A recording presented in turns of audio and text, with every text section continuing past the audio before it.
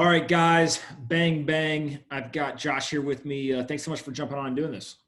Yeah, absolutely. Excited to do it. Sure. Let's start right off with a bang. You had a wedding in Ireland, and you had a damn falcon fly the rings to the, I guess, altar. What were you thinking?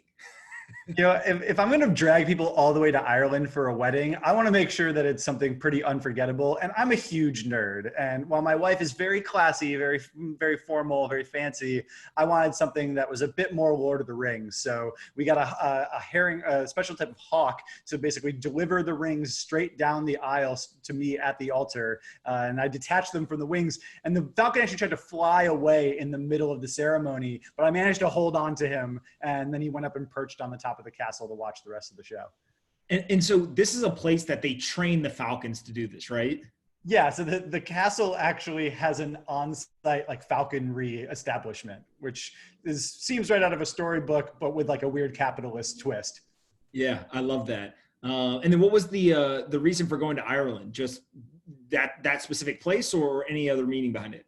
My wife's Irish, and we really wanted to like honor her family. I'm half English, so I've got a bunch of family over there. And we wanted some place where there was no curfew. We actually ended up dancing till about 4:30 in the morning and didn't go to bed till sunrise. But here in Northern California, they shut you down at 10 p.m. because everyone in wine country is a little bit too cautious. Yeah, that makes sense. So let's move from falcons to Twitter. While you were having a pretty incredible wedding, you've also been I'll say staunch critic of Twitter, and my take on your criticisms is less like, hey, Twitter sucks, and more just like there's a lot of missed opportunities and kind of what could have been. Let's walk through some of them, starting with just the lack of the ability to clean the feed and how it leads to kind of a worse experience. Maybe explain that. So the problem with Twitter is even with its new algorithmic feed, you sort of get stingy once you feel like your feed is full. If you start to miss people that you really care about, the people that you really love and you want to see all of their tweets, if you start to miss those, you become a lot more cautious about adding new people. And the problem is that Twitter has never given you an easy way to figure out who you should unfollow. I think they're a little bit scared about offending someone. Nobody wants to be on the unfollow list, right?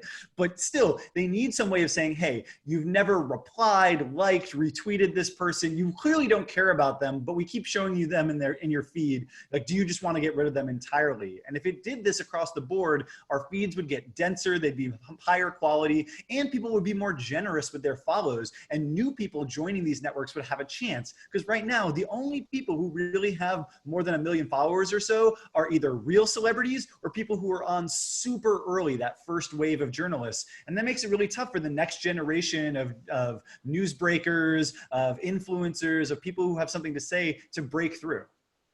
Yeah. And do you think that this is something where Twitter could like improve the algorithm and actually solve it for us? Or is this something where they've got to give the tools to the user and then allow the user to actually solve the problem for themselves?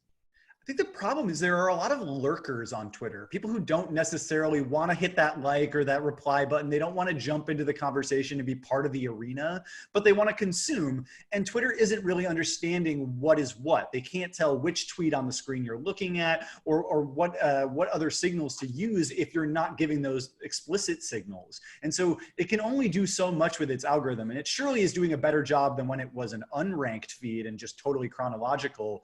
But you're seeing networks like Instagram starting to show you the people you interact with least so that you could unfollow them. And I think that that's a lot better way than just leaving this entirely up to people. Because if you've ever tried to clean up your Twitter followers and look through, or the people you're following and look through, each person, oh, is this person interesting? Are the last 5 tweets they sent actually relevant to me? It takes forever. It could take you an hour to get through a half dozen people.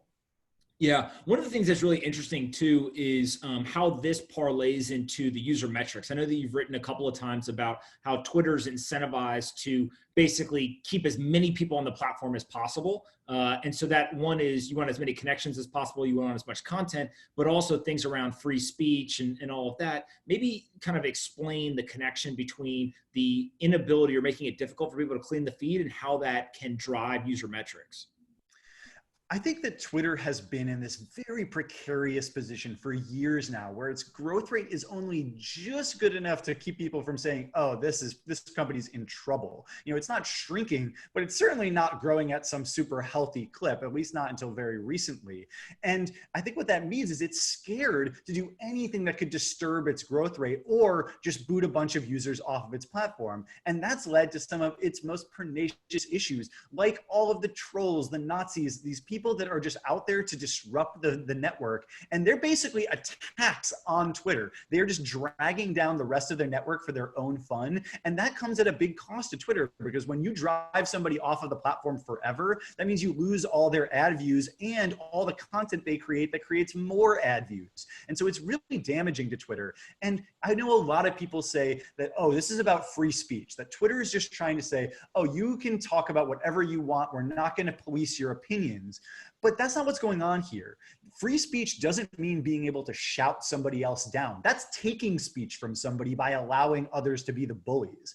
And so if Twitter really cares about free speech, it should care about the speech of the vulnerable people, the ones who are being attacked by these trolls, and it should prioritize their experience over ones who are desperately trying to drag down its network. So I think Twitter should just kick off a bunch of those people, be damned whatever happens to the user metrics, and long term, it will be a healthier, safer place that more people will actually want to join.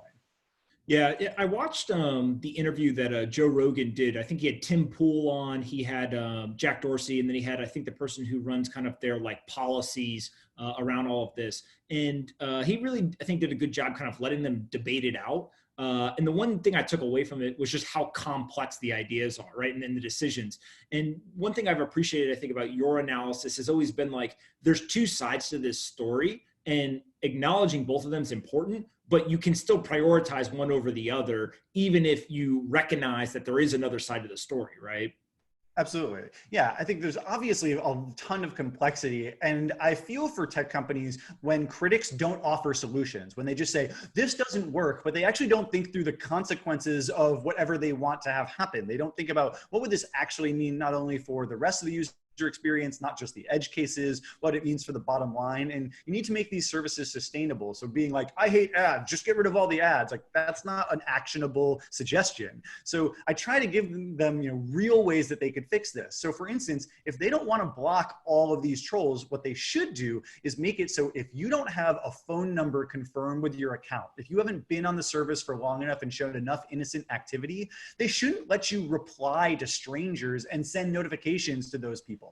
If you have never met this person, you have no proof that you're a good person or that you're a good actor, and you don't even have a confirmed phone number, so they can't track you and make sure and actually boot you with any lasting consequence, why should they let you just barge into somebody else's feed and experience and yell whatever you want at them?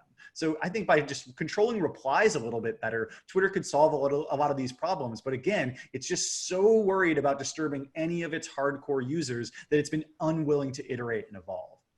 Yeah, it's one of these things too. Their historical track record of changes, although highly controversial when they made them, right? So the feed ranking you described, kind of going chronological to ranked, also the number of characters, there was pretty significant backlash. Like people forget, and I was actually one of the people going from 140 to 280 being like, whoa, whoa, whoa, why are we doing this, right? And then once you see is on the other side of it, I'm like, that might have been one of the better decisions they've ever made, right? Was kind of increasing the character limit. The ranked feed obviously did much better. Do you think that these types of things that you're bringing up now are similar in that there's controversy up front, people fight it, but then once you make it, obviously on the back end, everyone kind of agrees that it was a good decision? Yeah, over time, we've definitely seen that social networks can make decisions that users hate at first, but grow to love. The Facebook newsfeed is a perfect example. Everyone hated when Instagram went to an algorithmic feed. It actually boosted usage significantly because suddenly the people who aren't using these services all the time, they get the best tweets, the best posts first. And from the most hardcore users, preferencing the entire experience around those people is going to make it really tough to grow long term. But That said, I think Twitter has had this history of deliberating endlessly about its problems. And whenever they do interviews, especially Jack Dorsey, he just dances around every question and he tries to weigh both sides and he like gives you all the context, but he doesn't give you a decision. He doesn't tell you what actually needs to happen or what's going to change with any real speed. And I think that is holding Twitter back significantly. And we've seen that over time that yes, you may prove yourself right over time, but that doesn't mean you can just ignore user sentiment in the future. And I think that's the lesson that Facebook has mistaken from all of its experiences. You know, ever since the newsfeed blew up after people originally protested against it, it's basically discounted and discredited all of the public's criticism. It says, oh, no, we know better than you do. We like last time we made a big change, you hated it and you ended up loving it. So just bear with us. But time and time again, that's led them into these massive privacy problems, these safety problems. And I think Twitter is in the same position now. You know, it can't say that, oh, just because we made good decisions in the past that you might not have liked means that, oh, we should just ignore everything people say from now on. Yeah, it's kind of this weird like black and white world, right? In the sense of, hey, I'm not going to be right all the time, but I do have these data points that suggest like I'm more right than wrong, and I have data that can prove that, versus admitting like, if we're not going to be right all the time, what's the framework we decide to use on when do we listen to data versus when do we listen to kind of the human critic? And, you know, I've worked at Facebook, et cetera, and there's not a good framework for that in most of these companies. And so it's almost one of these questions of like, if you went down that path to explore it, how would you, if you're sitting inside one of the companies, think about the data balanced with the human critic? You know, I think you need to think more with your gut, more with your instincts about what is right as a human being and for society, because I truly believe that long term, that's the most value accruing thing you can do. That's what will actually satisfy Wall Street in the long term. And these tech companies, they often have enough control, especially with Facebook, to be able to make their own decisions somewhat divorced from the shareholder sentiment. And they should be using that to say, hey, we're going to take short-term profit hits in exchange for long-term safety. And Facebook has actually made that commitment. While Twitter has talked so much about, you know, how it really fights for users and it's better for political discourse and all this stuff, it has never made a firm financial commitment to safety. It's never made a firm financial commitment to fighting misinformation. While Facebook has committed billions of dollars to doing this, and it's warned that it's going to hit its profits, it did hit its profits. The shareholders did definitely dock it for that. But long term, if that means Facebook gets to survive for an extra 5 years, that accrues so much more money than just trying to make the short-term decision. And I think Twitter's been making that short-term decision for the long term now. It spent years thinking quarter by quarter. And that's why Twitter still has the same share price it basically did 5 years ago, which is pathetic for something that's clearly grown massively in its value to the public. Yeah. What about the political ads? I know that that's probably the biggest difference in approach between Facebook and Twitter, at least a couple of months ago. How have you thought through how both of those two companies have handled whether to surface political ads and how they actually police that stuff? You know, I still stick with my original opinion, which is that Facebook has to ban political ads. The danger of these is so much greater than what people are thinking. When you think at a corollary like TV or radio or billboards, those are not the same. And that's why I think Twitter's decision was actually very bold and very smart to say, we're just not going to allow political ads. It's not worth it for us. And, you know, Facebook's argument has been, oh, these political ads, they give an advantage to newcomers who don't have the advantage of, you know, already having tons of media presence. You know, take the presidency. You know, newcomers, new Democratic challengers don't get the same screen time that Donald Trump does. And so the argument is, oh, allowing political ads gives these people a method of growing. But that completely ignores the real safety concern here, which is if you don't police lies in political ads and you allow political ads, you get this insane flywheel where somebody can make the most egregious claim, the most scandalous, the most sensationalized idea, put it into an ad and say, these people are going to take your guns, or these people are going to force this type of healthcare situation on you, or, oh, you know, you're going to lose all your freedoms, but only if you donate to me by midnight tonight, I'll match those donations 5x, but just for tonight, and you'll be entered into a contest to win this thing. And all of that can be lies. There can be no deadline. There can be no matching. There can be no sweepstakes. It doesn't matter. And especially none of those political claims even have to be true. do, but they can instantly cause people to click that donate button, fund more of those ads, and you get this awful flywheel. And so that's why it's different than television. Yes, people could lie in television ads, but they couldn't necessarily get people to donate with a single click.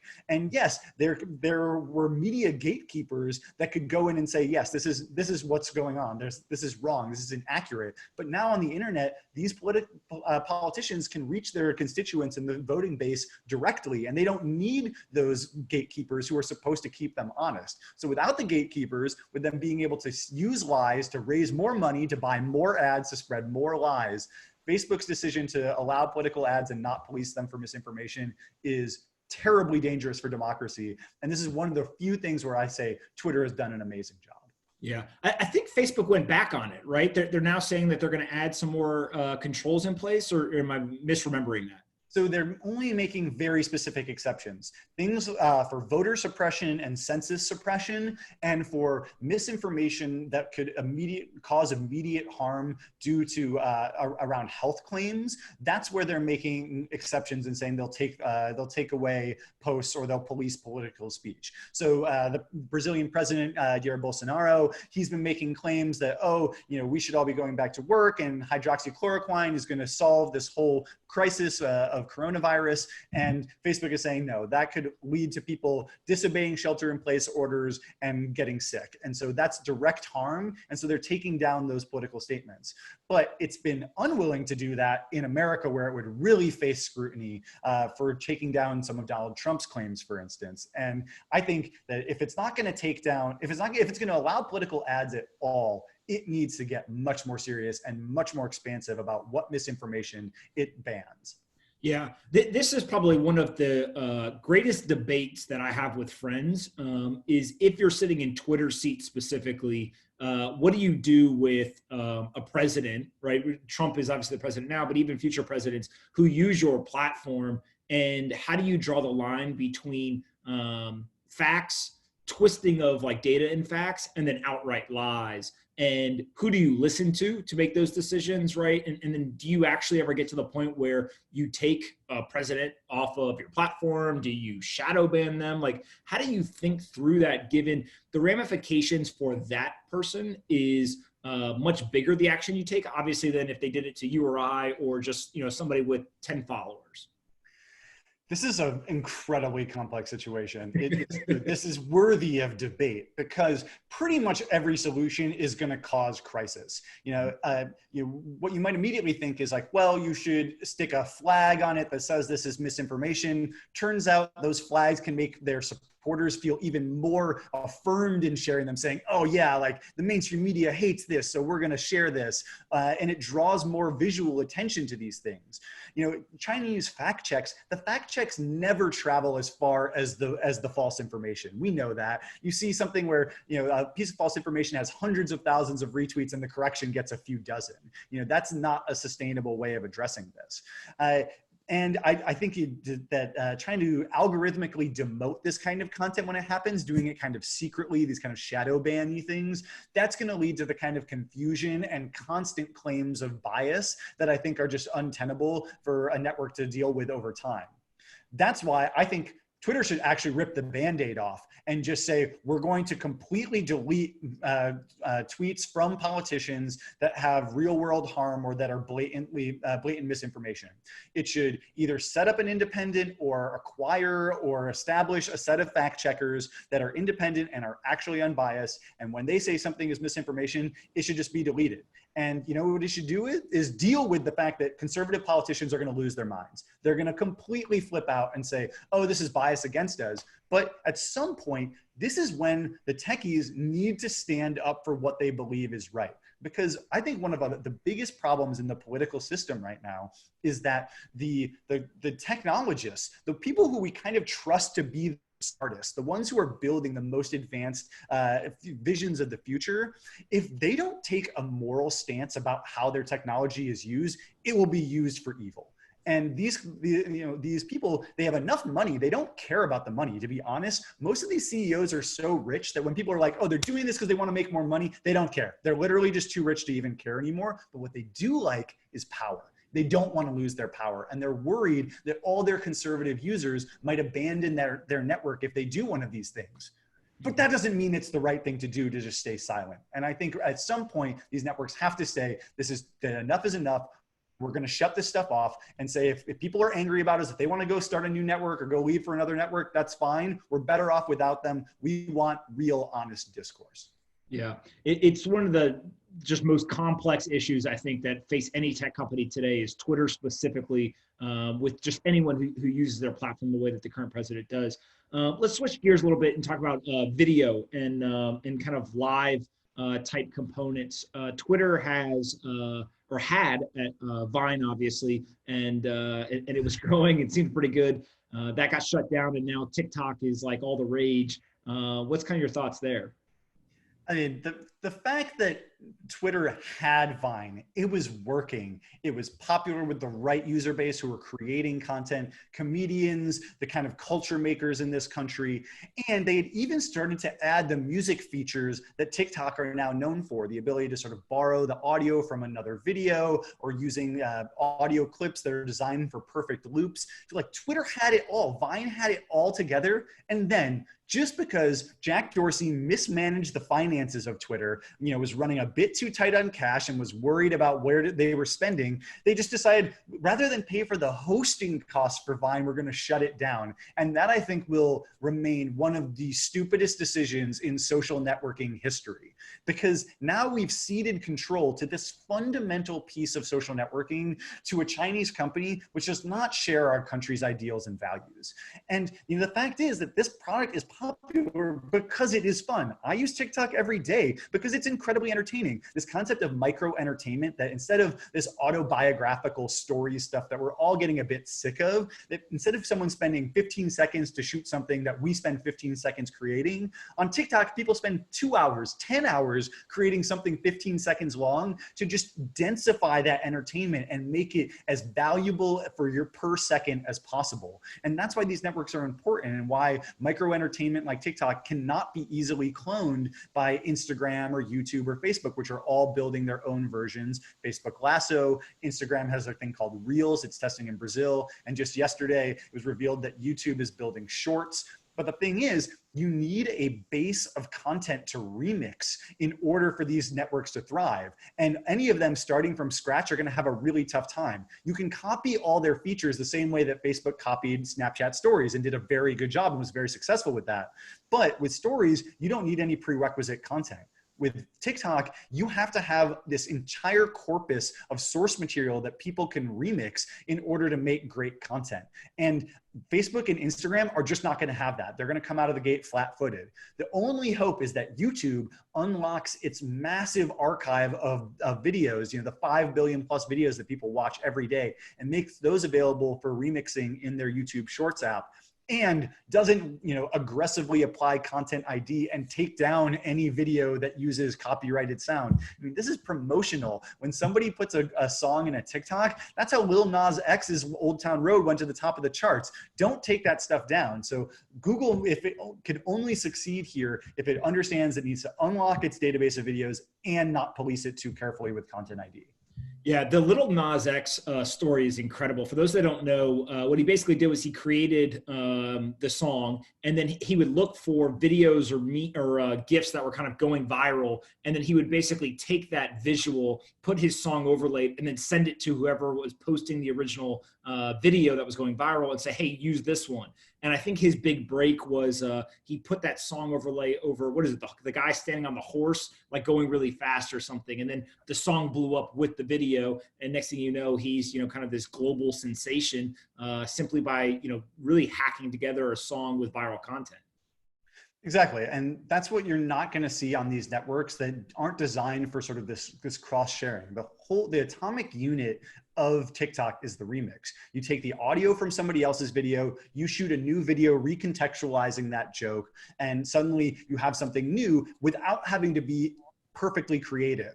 And that's the real importance here, is you can lower the bar for creating something truly valuable and watchable through remixing. And that's why TikTok is so powerful. And it's why Vine was so great in its era, and why it's going to be so difficult for, even if Twitter were to relaunch Vine now, it would be really difficult to catch up because they don't have that same back archive of content for remixing. Yeah, and wasn't there an issue where like the Vine creators all like got together and I think I remember reading an article. There was like a showdown between like Twitter management and a bunch of Vine creators living off Vine Street in the apartment or something, right? Yeah, absolutely. So, Twitter never decided to directly support Vine stars. They were not good at bringing them in-house and sort of giving them tutorials or helping them meet the team or use the features. They were not great at connecting them with brand deals. And it just meant that these Vine stars were effectively contributing all of this content for free and getting nothing in return.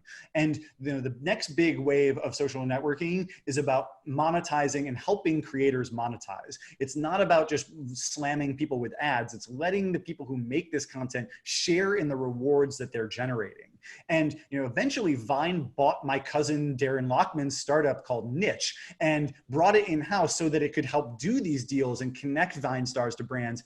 And then Twitter neglected Niche and eventually just sort of let it wither. And this is like a pioneering establishment in the influencer marketing world. And again, Twitter squandered its opportunity. And I think the fact that Jack Dorsey has consistently done this, bought something great like Periscope, which it also failed to properly integrate into the rest of its product, and eventually it really lost that use case to Facebook Live. That's what everybody is doing all their live streams of their concerts and stuff on. It's not Periscope, it's not Twitter Live, it's Facebook Live, because Twitter was unwilling to go all the way and make a drastic change and integrate Periscope directly into Twitter for so long.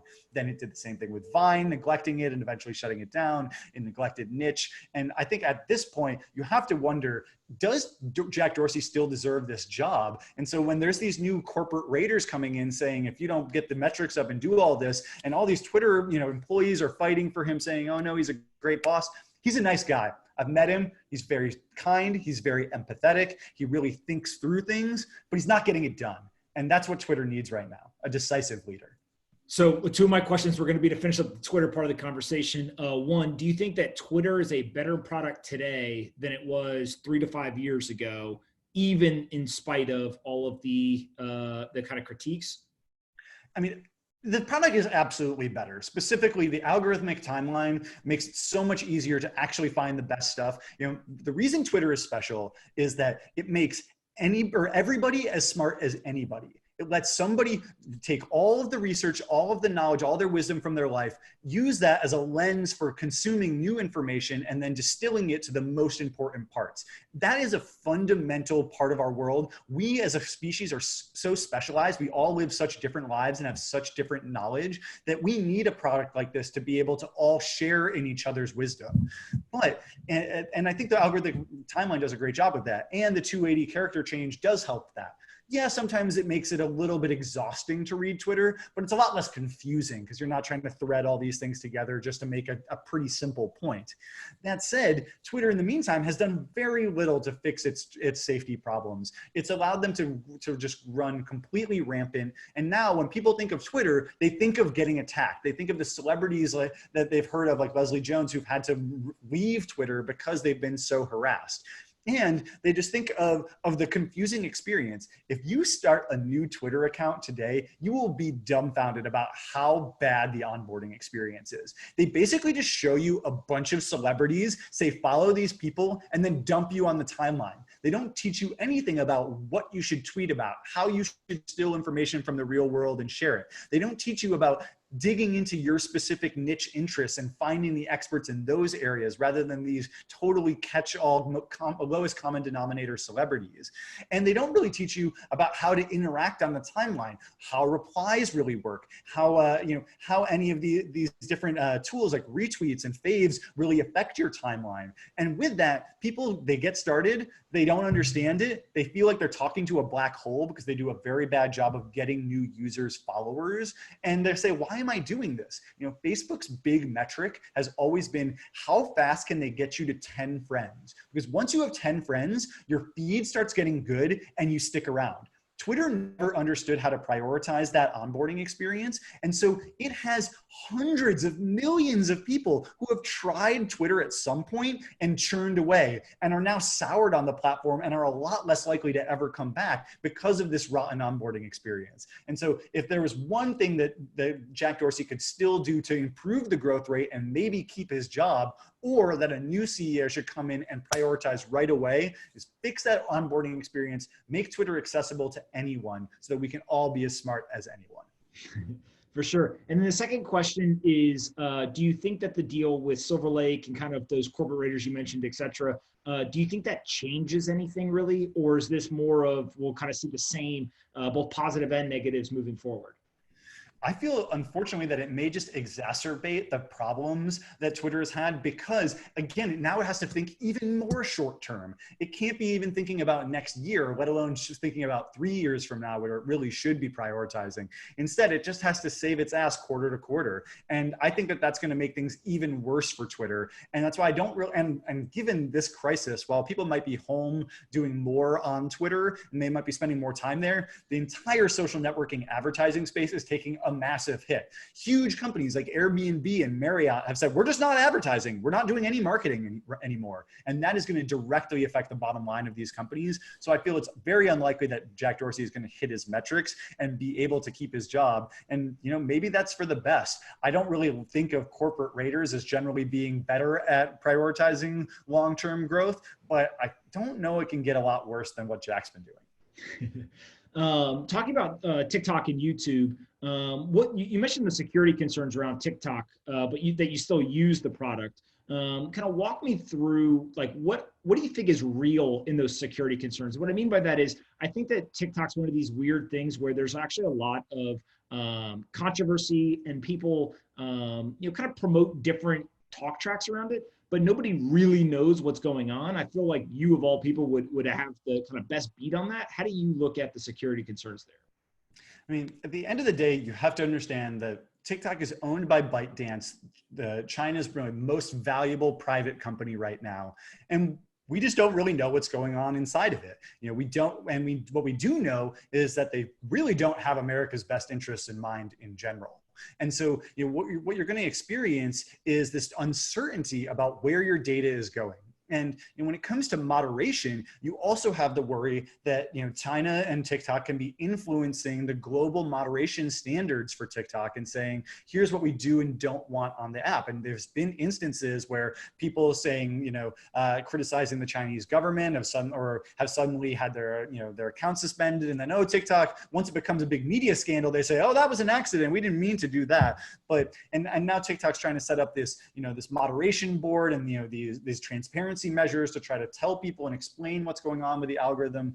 But at the end of the day, the company is still owned by a Chinese giant. It has not shown that it's willing to make fair choices for the globe or be able to, sort of follow in line with what we imagine as being free speech and how speech should be regulated.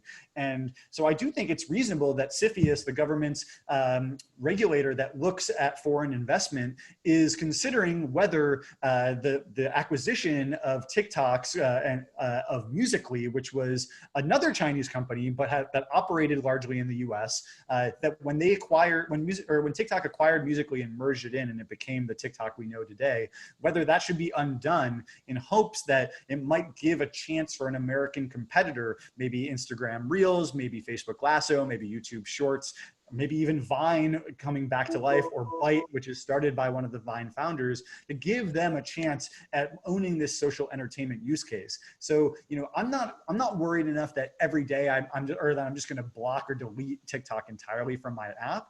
But that said, I wouldn't use the face swap feature that it was testing in China, which makes you do like the full volumetric scan of your face, the way that you set up Face ID on your iPhone. Don't give that scan to any company you don't trust. And, you know, they're not doing that in the US yet. And I broke the news that they were testing and prototyping this, but there are certain things, certain types of biometric data you never want to give to anyone, because that's going to be the thumbprint of the future. Yeah, it's pretty scary when you realize it's kind of like the 23andMe and all the DNA testing. It's the Trojan horse of, hey, we can tell you, where your family's from, or we can tell you this or that, and the next thing you know, oh wait, that got shipped out to another country or it's being sold to people, etc. I think people get very nervous about that. So calling it out early and often is super important there. YouTube, what do you actually put there? The odds of success with I think it's called YouTube Shorts. Do you know that YouTube has stories? I did not know that. Yeah, nobody knows that because they did such a bad job with it. That YouTube has become such an expansive and bloated app that it's very difficult for it to launch significant new features that aren't right in the center of its existing experience. You know, it can modify the recommendation algorithm and that will have massive effects, but any feature that's not just what you already know YouTube to be is going to be so buried that you're never going to find it. So nobody knows or really uses YouTube stories. And similarly with Shorts, Shorts is going to be designed to be another sub feed of the app, sort of another buried feature. And so unless it's willing to go all out, the way that Instagram did with stories, Instagram didn't put stories in a separate tab, which you'd never check. It stuck them right at the top of the screen. Unless YouTube's willing to make a bold enough bet on Shorts and put it right on the home screen, it's never going to take off. And on top of that, it will have to make a bunch of smart policy decisions about how to unlock its archive of remixable content, how not to apply Content ID, and do really brilliant influencer outreach to get all these people started and say, hey, did you miss the boat with TikTok? We got a new boat for you. What other areas of consumer or social are you either paying attention to or excited about that you think people should be aware of? The two biggest areas I think are really fascinating in social right now are calendaring and offline meetups. And those are kind of connected. And so specifically, there's a few companies like one's called Saturn, which is a calendar designed for teenagers. And another is called IRL, which I just wrote about today. And IRL is an event discovery platform and calendar, which makes it easy to figure out what's going on around you, set up plans to do it with the friends, or come up with a new plan like, hey, let's have a Netflix watching party, and then set a soon date, and then figure it out with your friends in an in-app chat. It's trying to make the calendar social in a way that it hasn't been before. Well, Saturn is for high school students and helps them share their classes and class notes. It's basically becoming kind of a professional LinkedIn-esque tool, but for high schoolers. And I think both of those are really fascinating. And IRL actually, it was about in real life. Today it pivoted to be in remote life because we can't really go to any events. It's like, imagine being a startup where you just help people discover real world events and then it becomes illegal to go to real world events. Like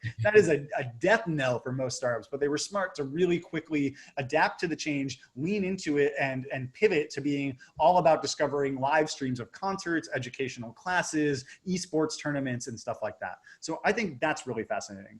Yeah, and so is the idea that a lot of these are going to just basically take the social components that we know exist on other platforms and just overlay that on the actual calendar? Is that the general premise?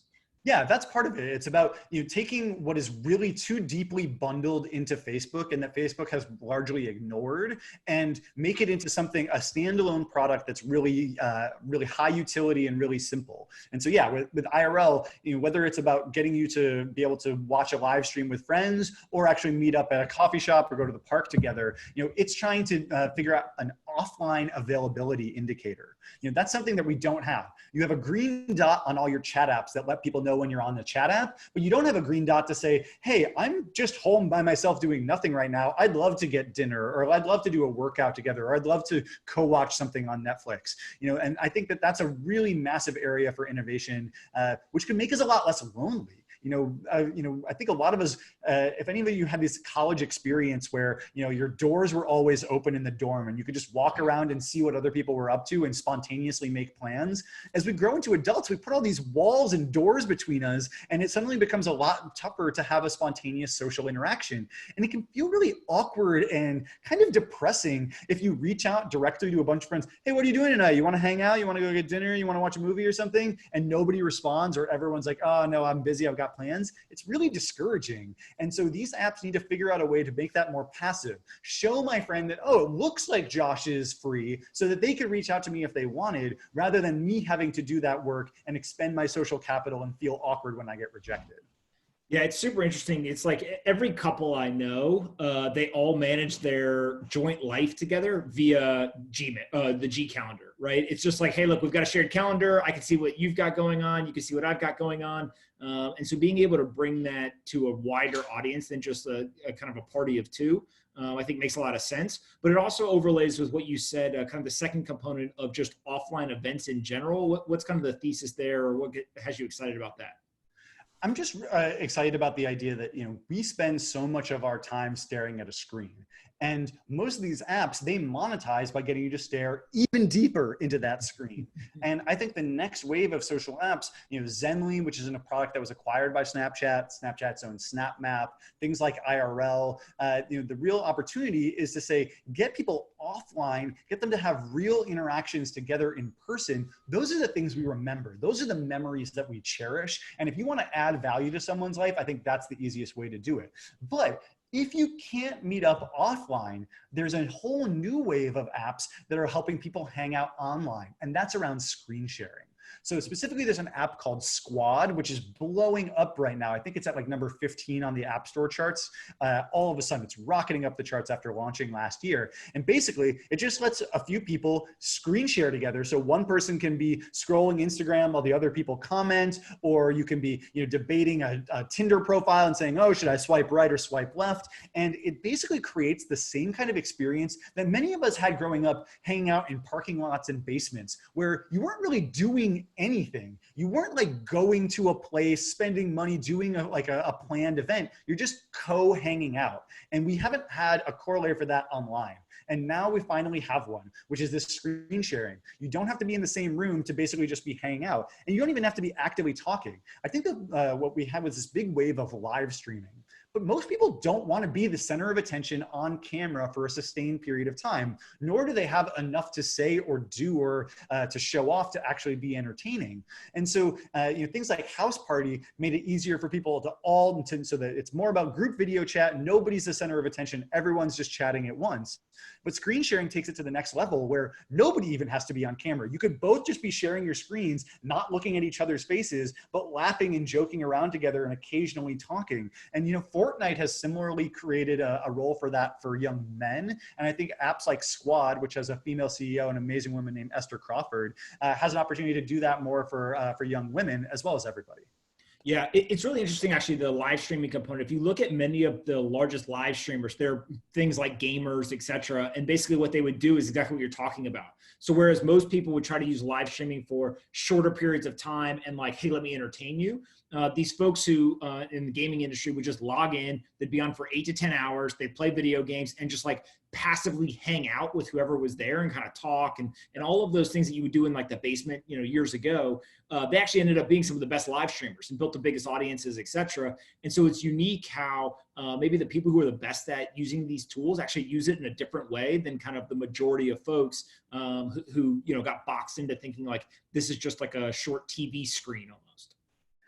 And I actually think this is really important for mental health. I don't know about you. Did you ever spend long periods of time on the phone with your male friends growing up?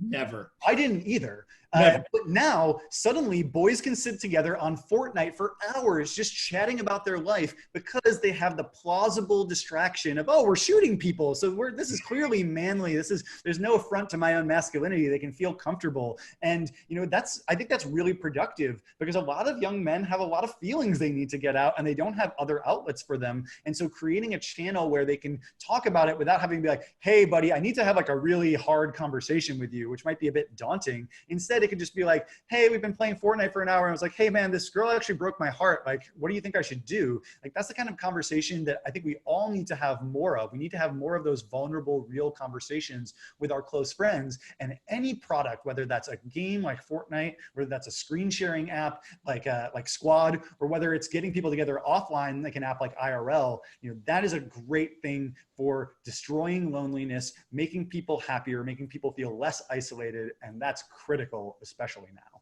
Yeah. So a lot of what we've talked about so far is what I'll call more like personal and social components of our lives. Obviously, given the quarantine, we've kind of seen the world thrust into, in the professional world, like the whole remote work vertical. And so things like Zoom, Slack, et cetera, are all ticking off in usage. I think the Zoom numbers they just reported was like 10 million DAUs, and 90 days later, they're now at 200 million, which is just mind-boggling growth. What are you seeing in kind of the more professional side of all of this communication and live streaming or video chats, et cetera?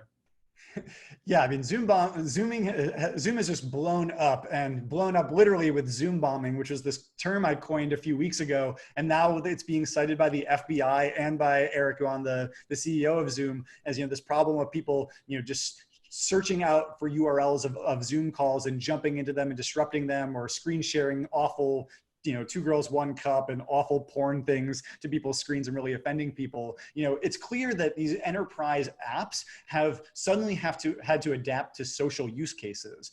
But I think the opposite direction is what's making the enterprise product so much better. We're seeing a lot of them embrace a lot of the consumer social tropes, and making themselves a lot less frictionful, a lot less complicated, and just really focusing on the interaction, the human interaction, rather than all the chrome surrounding it. And so two of the apps that I think are really fascinating in this space are Loom and Around.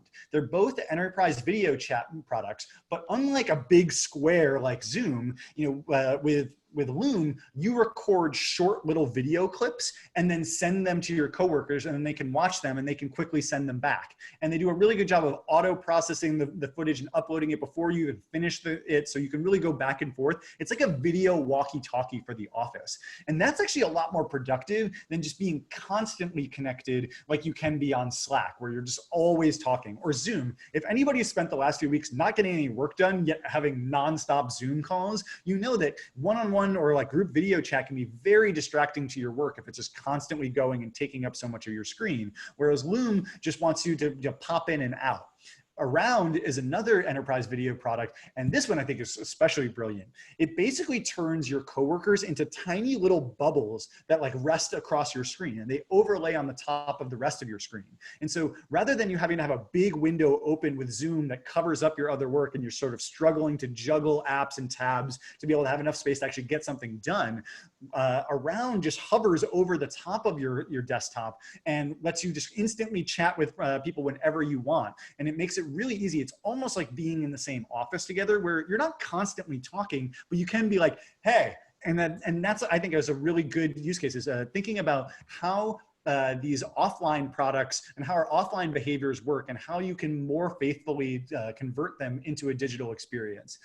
One more I think is really cool. It's called Screen. That's a new screen sharing tool by the guy who created Screen Hero and sold it to Slack. He didn't think Slack did a good enough job of integrating it, so he left and rebuilt the company. It's called Screen, and it lets you do collaborative screen sharing where everybody gets their own cursor and everybody can affect everything. So it's like Google Docs for all apps. You can co-code together. You can, debate designs together and all like move things around. You can do ephemeral drawings and text over the top to label and annotate things. It's actually like all staring at one screen huddled around together. I think that's brilliant. Yeah, well, one of the things I keep going back to think through is the three things you just described. All three of those companies, they're almost like a version of AR. Right? Where basically you have like this shared experience, there's overlays, we can interact, and it's probably not the AR that I think we all initially thought that we would adopt, with like the glasses overlaid on the real world being, the physical world. But to me, like, there are a lot of similarities here, and I wonder, can we get AR adopted and kind of people familiar with it on the screen, and then eventually that brings it into the physical world? You seek any of the corollaries there? Totally. That's actually a really smart concept I hadn't thought of, is that, if you think of virtual reality as taking over your whole screen and augmented reality as only being a little bit of the screen overlaid on your real life, similarly, you could think of as Zoom as being the virtual reality, while something like Around is augmented reality. It's overlaid on the rest of your screen rather than trying to take up the whole thing. And yeah, I think we may be able to grow more comfortable with those augmented reality experiences contained within a screen, and we have the hardware to do it already, then we're going to be able to for quite a while in the real world.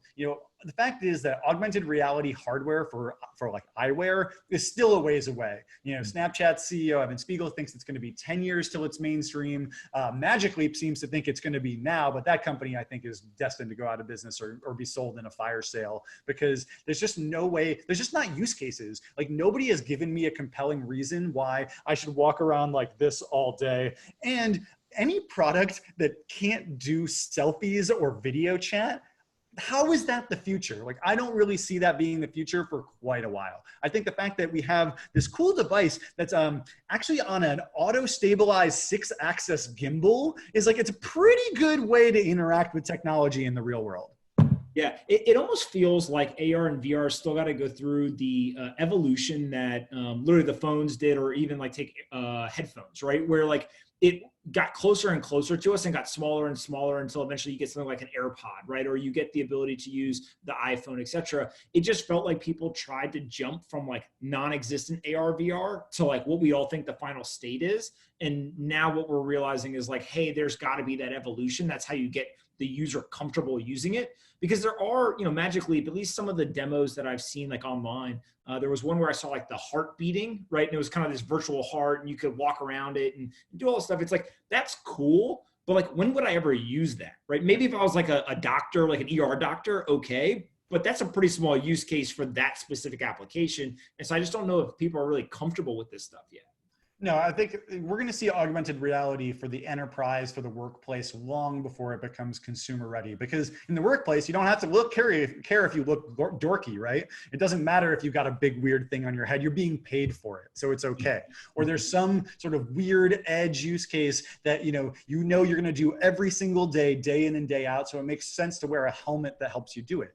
But in our day-to-day consumer lives, our patterns are always changing. We're always doing different things. We're vain. We care about how we look. We don't want to be uncool. And so I just don't really see something usurping the phone anytime soon. It might be a toy. It might be good for gamers. It might have some very specific use cases, you know, for influencers or live streamers. But I don't think it's going to be something we're all going to be using anytime soon. Yeah, I'm going to ask you what you think your best or favorite AR VR experience has been. But while you're thinking of what that is, I don't know if you've seen, I think it's Google Images. You can like Google a tiger or a bear or something, and then basically open the camera and it will put a VR image of a tiger or a bear like in your living room or in your kitchen.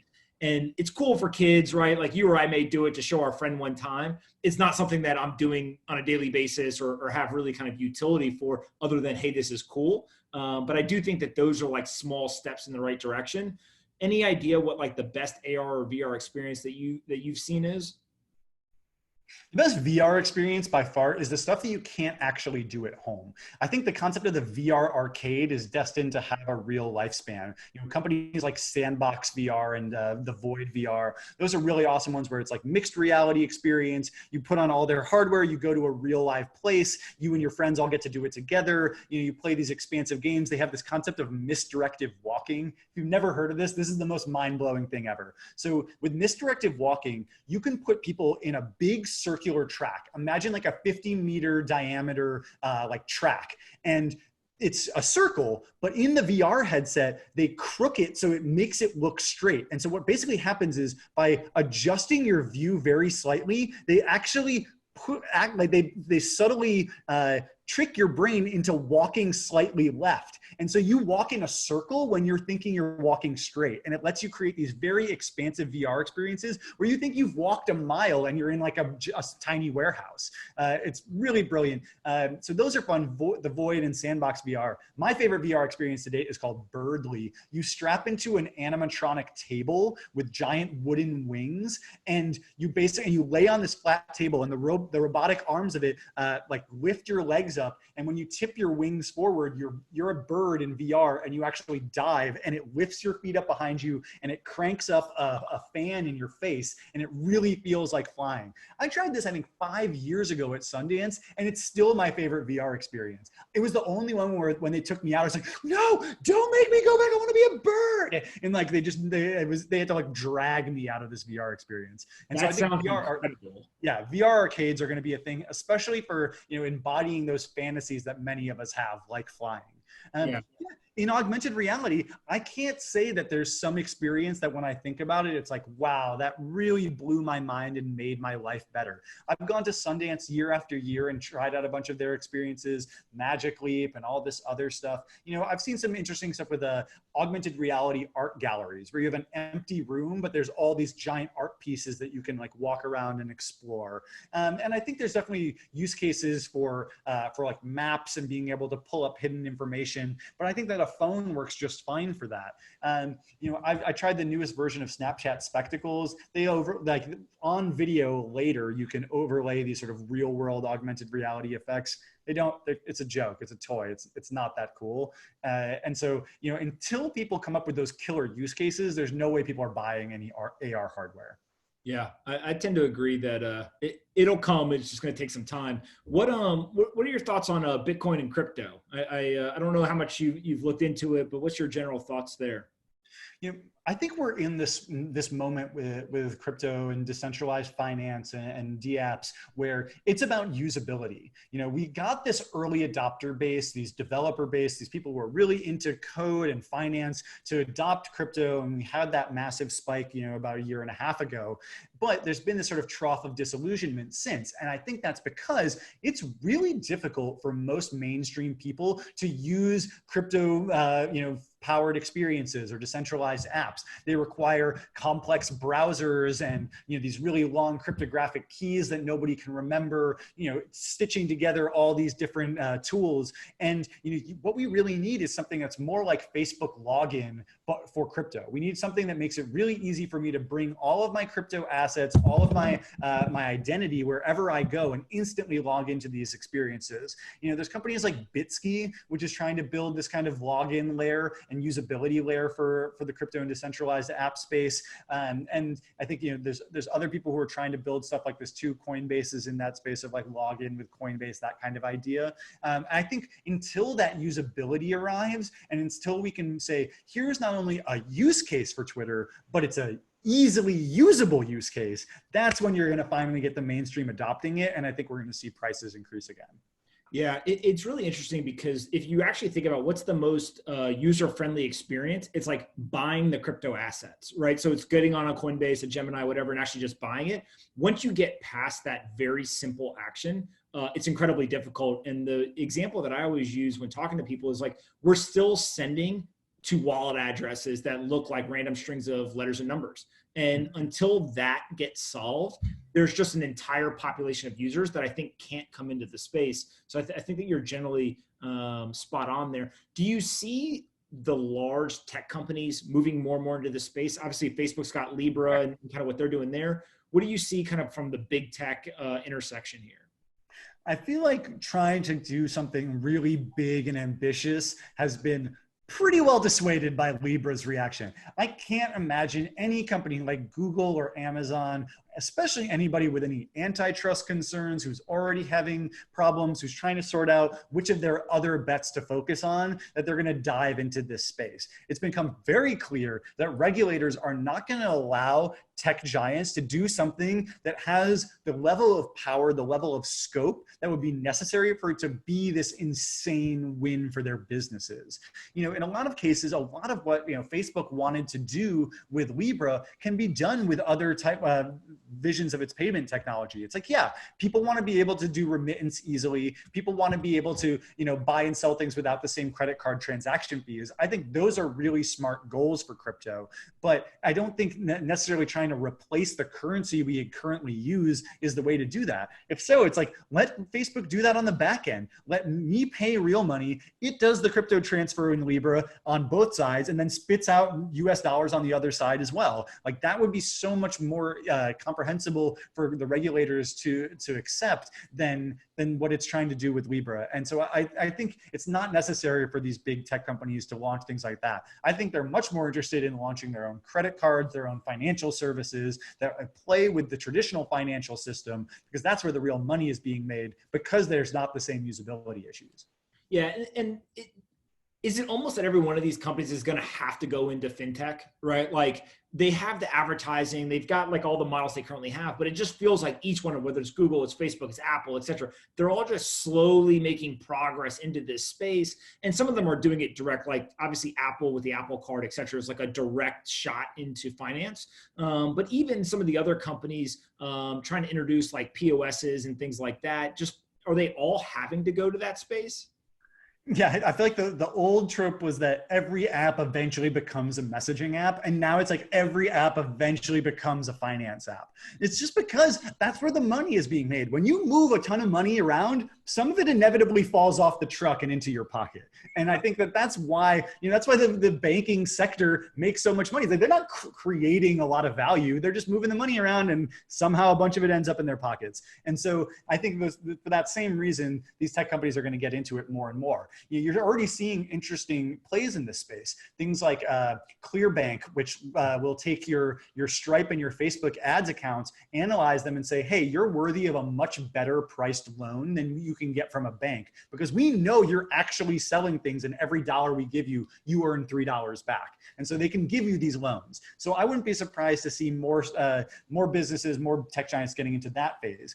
Then things like Patreon are creating funds to sort of fund the initial content creation setup for creators. And I think you'll see that too. One of the latest Y Combinator companies is actually a loan system for influencers where they can say, hey, look at all the money that I'm making on my on my sponsored content posts. Give me a loan so that I can buy a better camera, I can hire a photographer, then I'll make even more money off my following. And I wouldn't be surprised to see people like Twitch and YouTube start to get into that influencer financing space. And then of course you've got things like Robinhood that are trying to expand into all types of lending and services. But anybody who deals with small businesses, as we've seen with Square, there's an opportunity to get into that financing space. These tech giants have tons of cash on hand. They're not doing anything with it. It'd be better for them to invest it through one of these models and make a higher return than just sitting on it. So if you've got a ton of cash and you've got a ton of users, you may as well turn into a finance company.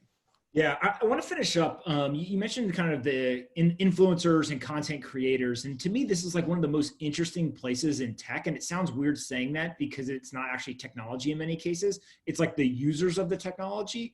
And especially when you get to the marketplaces where like the content creators are providing one half of the market in the content they create. What do you see changing there, right? So like you talked a little bit about maybe how they finance their operations and things like that, but what are you kind of seeing there or looking at over the next couple of months?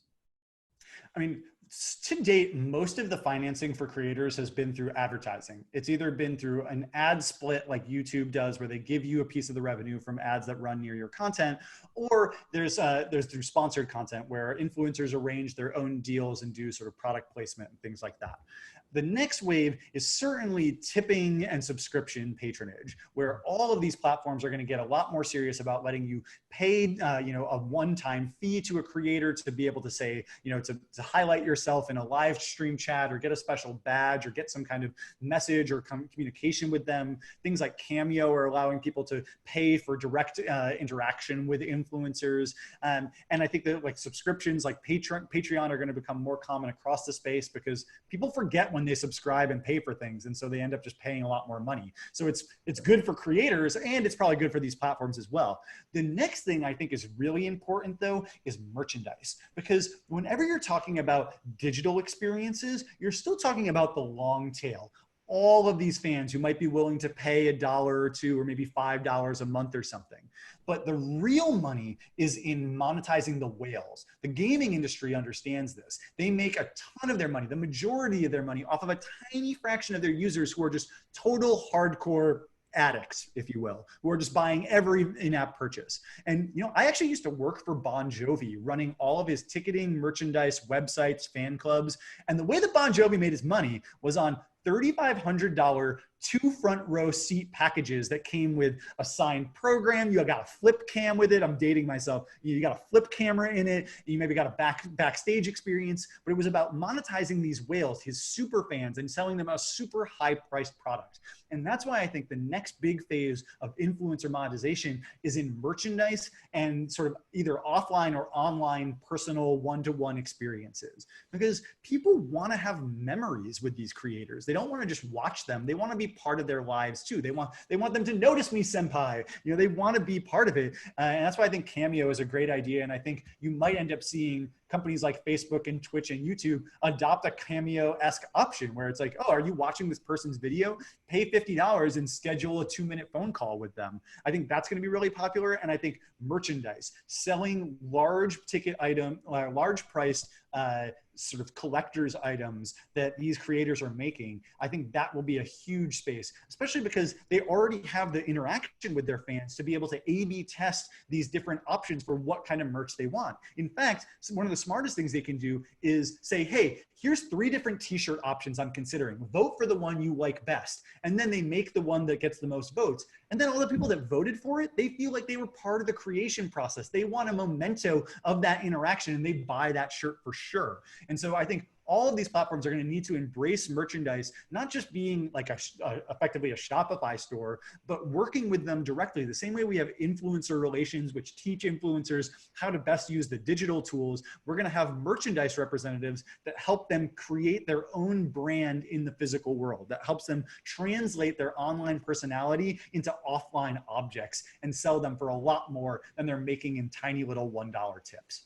Yeah, it's really interesting because when you layer in the subscriptions, like I've been using Substack for a long time, and the second you get out of like the ad model and you get into the kind of audience funded model, it really does change the way that you think about it as a business, right? You don't have to worry about pleasing advertisers. You spend 0 time talking to advertisers, and you also have this sense of like fuck everybody else, right? Like I can do whatever I want because the people that are paying me, I'm doing it for them. So it's really interesting how that changes. When it comes to like these super fans though, do you see any companies that are really helping creators do that yet? So like the Bon Jovi type thing, whether it's digital or, in person? You know, we've seen a few of the companies that have been in this space kind of get acquired or, not really hit their full potential. So no, one of them got acquired by Patreon and came in-house to help them with their merchandise operations. And so Patreon is definitely a leader in this space. They're thinking a lot about how to do merch. Spotify, to their credit, eventually did do things where, you can now buy merch and see those kind of options right on an artist's page. And I think the streaming music companies have enormous influence in this space, especially for anybody who's in the music industry. These streaming companies are the main connection between an artist and a fan. And I would be surprised if Spotify doesn't get more serious about selling that access, selling direct messaging to those users so that people can sell more content. If Spotify is like, hey, rather than putting up a billboard, which is like maybe has like a 1% hit rate of actually hitting your target audience, why not buy a billboard inside of Spotify, which is only shown to your biggest fans, and every time they click, you're going to make money. I think that kind of a model is going to be more and more popular. So anybody who has a large social graph, anybody who has a big following, I think these platforms are going to help them directly contact and sell things to their fans better. Cameo is obviously a big one. The fact, I think they may have their breakout moment this week because they're selling access to the Tiger King cast. You can get like the Tiger King cast members to send your friend like an insane message or video call. And like, I can't think of a better use than $50 right now than just like blowing up my group chat with a personalized meme from one of the Tiger King cast members. I think that's going to become increasingly popular. But even things like Facebook, they just widened their Stars platform, which is their online tipping platform. And so now instead of just for gamers, that's going to other types of influencers as well. So they're getting into it. Periscope and Twitter has their own method. But everybody is going to need tools for this that are sort of platform agnostic. And so I think there's room for independent startups to come in and be the tool for this that works across all of the social platforms, helps you get the word out about your merchandise or your offline experiences or your phone calls with people to their entire fan base. And if anybody's out there looking for a startup idea, I think that's a really good one. Yeah, my favorite use of Cameo so far is I just saw that somebody hired or paid for, remember the woman that was in that Peloton ad? Yeah. And she created a message for the Peloton short sellers. So they basically had her like say, hey, who better to deliver this message than me? Peloton's not going anywhere. That's hysterical. And I said, look, if you get a couple of more of kind of like these commercials that go viral, like that one did, you could immediately see those actors or actresses then turning around and basically almost becoming like pseudo spokespeople for the company. And something like Cameo could easily help facilitate that. Yeah, absolutely. Especially given that people now can live stream that. Like, I'm surprised I haven't seen anybody just doing back to back to back Cameo calls while live streaming the whole experience to their entire audience and just being like, yo, let's see what crazy person I have to talk to next, and just like going at it. Yeah, absolutely. All right, man. Listen, I really appreciate you doing this. Last two questions to finish up, and then you get to ask me one question. The best book you've ever read? Sorry, not written, read. I think Hermann Hesse's Steppenwolf was really important to me when I was growing up. This book is about what it's like to feel animalistic, to feel caged in society, which I think is more relevant now than ever. Just feeling totally boxed in and claustrophobic in your own skin and trying to determine what is it that really matters in life. And the real answer is following your instincts and being yourself and finding a way to turn your passion into a profession. And I think that's what so many of our generation are really trying to figure out right now is, how do I not sell my soul to the corporates? How do I not become this lifeless drone? How do I make what I care about a big part of my life? And Steppenwolf is really all about that story. So that's one that I really loved. Yeah, I love that answer. People who read a lot or are well read think about that question a lot. They don't have one right off the top of their head. So it's cool to see that that's what you remember. Aliens, believer, non-believer. Think they're real? Sorry, say it one more time.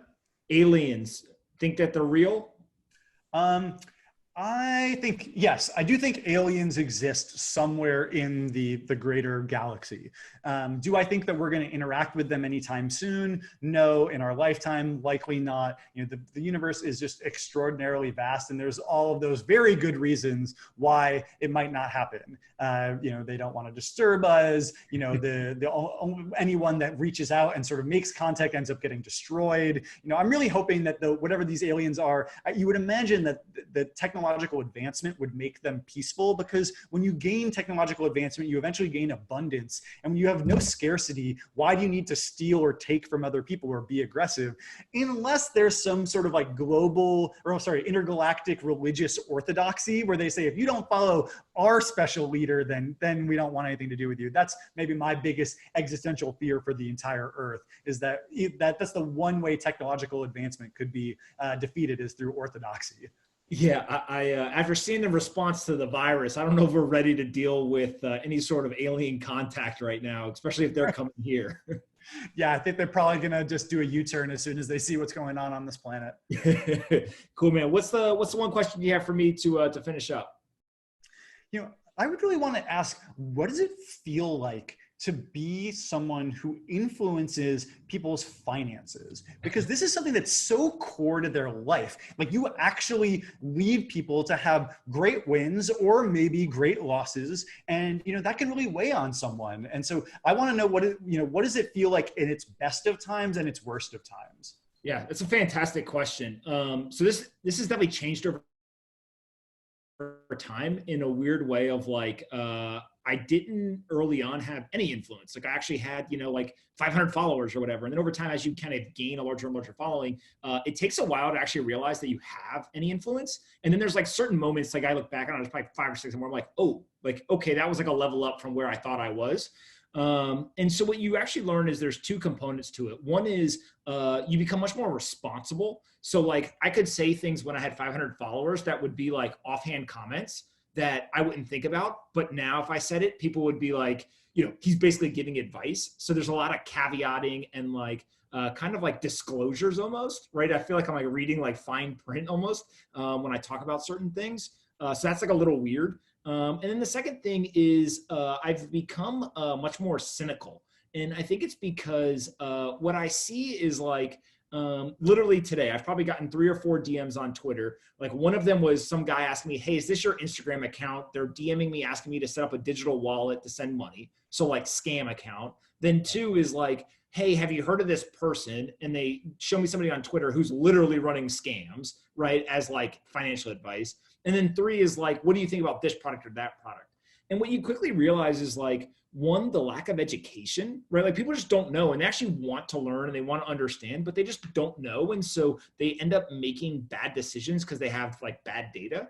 But then the second thing is you get to this world where you have to understand that like I'm not here to tell people what to do. What I'm here to do is give them the information and hopefully present it in a way where like this is how you should contextualize the information I'm giving you, but you ultimately have to have responsibility for the decisions you make.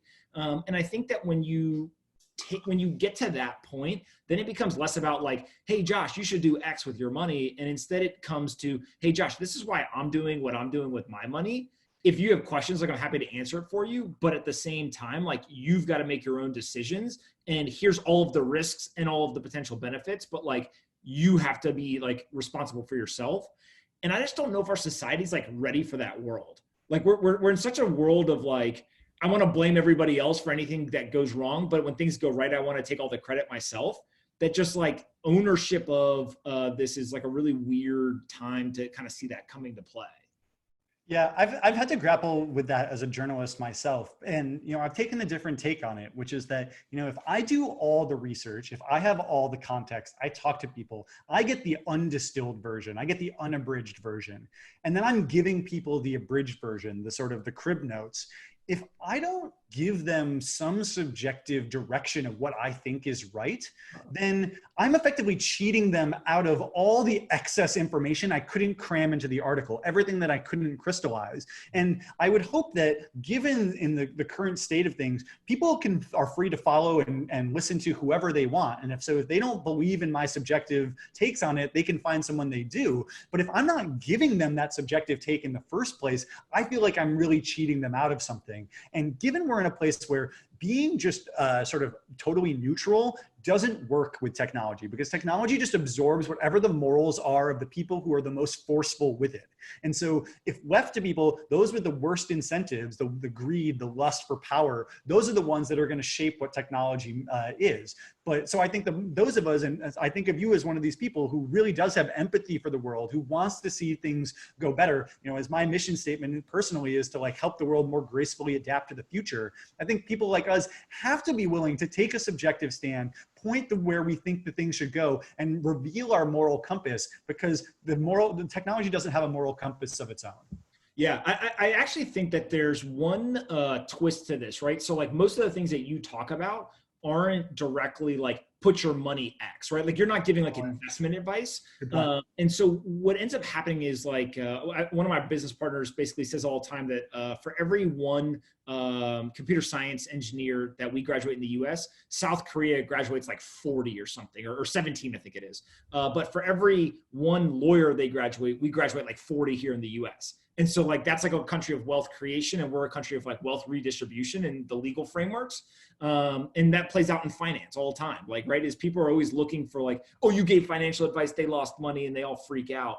And so what I think ends up happening is there's actually like a scale of objectivity and subjectivity. And where I completely agree with you though, is in things like, what technology should be used for, the security components, like all of that stuff. I think it's actually a requirement. It should be to some degree of like your contribution to society is if you have a platform and voice, like you have to stand up for the things that you believe in. And your point about that goes all the way up to the top of the CEOs of these companies and all the way down to the users that have the platforms with them. I think we'd be better off if more people took that position, frankly. Yeah, we can be subjective with our hearts and minds, but it's probably good to be objective about the wallet.